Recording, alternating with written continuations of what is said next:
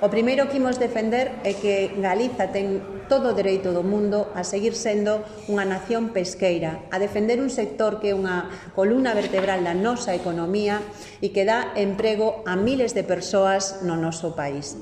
E nesa dirección é clave que consigamos que Galiza sexa declarada oficialmente como zona altamente dependente da pesca, o que nos posibilitaría poder ter voz, poder ter voto e poder ter dereito de veto en todas as decisións comunitarias que se tomen e que afecten aos intereses do noso sector pesqueiro. A defensa dun plan de rexeneración integral das rías galegas, onde teñamos unha planificación plurianual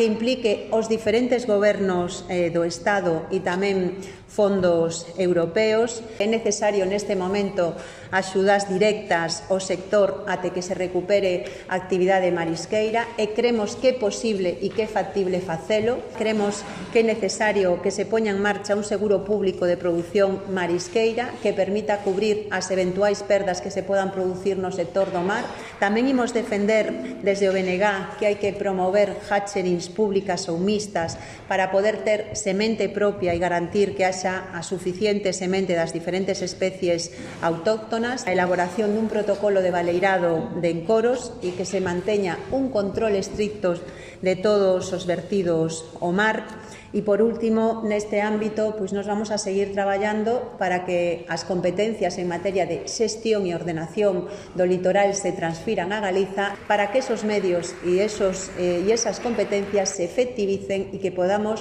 xestionar o noso mar desde Galiza.